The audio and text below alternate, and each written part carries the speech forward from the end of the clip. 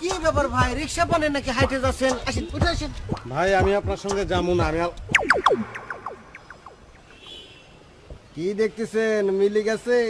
আরে ভাই, মেলা কষ্ট করে মেলাতে হয়েছে। ওই পরশুদিন যখন আপনার গায়ে শার্ট খেন আমি দেখেছি, খুব লোভ লাগেছিল।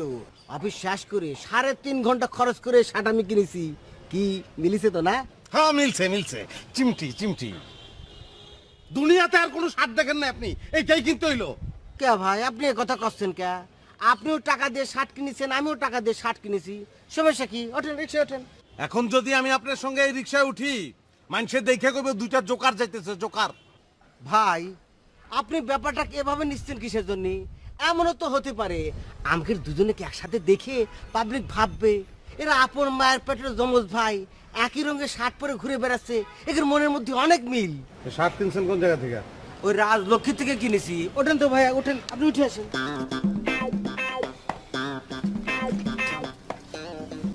চলো রাজলক্ষ্মী চলো।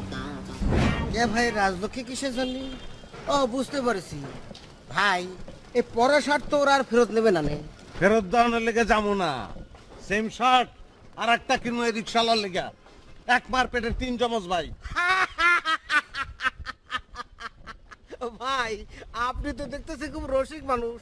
তবে ভাই, এখন কিন্তু রাজলক্ষ্মী যাওয়ার চাইতে ওই ফায়ার সার্ভিসে যাওয়াটা বেশি জরুরি হয়ে পড়েছে।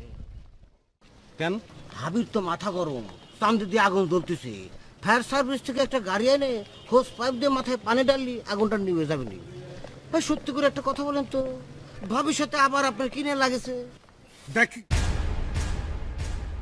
দেখেন রাফি ভাই, আপনার নামের মতো আপনার কথাবার্তা রাফ, এটা আমি জানি।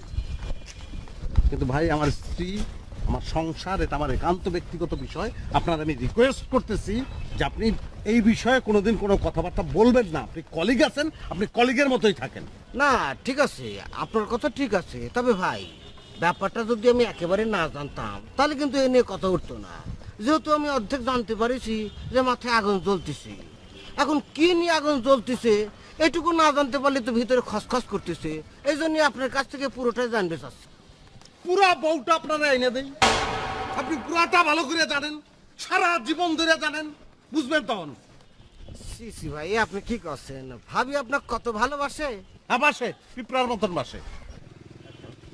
সেটা কি রকমের? পিঁপড়া কামড়ায় না, হ্যাঁ, ওই কামড়েই পিঁপড়ার ভালোবাসা। বুঝতে পারিছি ভাই। তাহলে দিন 10-24 ঘন্টা কামড়ে পড়ে আসেন। তবে ভাই, আমি কিন্তু ব্যাপারটা আন্দাজ করে নিয়েছি, দোষ আমি আপনাকে দেব। আরে ভাই, আমার দোষ না গুণ, এটা তো আপনারা বলতে বলি নাই। আচ্ছা কি দোষ, কি দোষ আমার বলেন? ভাবি 5 দিন ধরে দুধ জাল করে করে আপনার জন্য পায়েস রান্না করেছে, সেই পায়েস না খেয়ে আপনি ঘুমিয়ে পড়েছেন। ভাবি তো অনেক ভালো, আমার বউ হলি ওই পায়েস আমার মাথায় ঢেলে দিত। এই রিকশায় থামো, থামো, থামো। থামো থামো থামো। এ ভাই, ভাই রিক্সা থেকে নামে আপনি কই যান?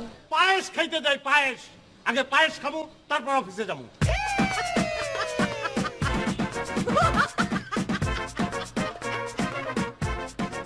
আশেপাশে এরকম যে একটা পাগল ছাগল না থাকলে জীবনটা পায়েস হয়ে যেত। এই রিক্সা যাও।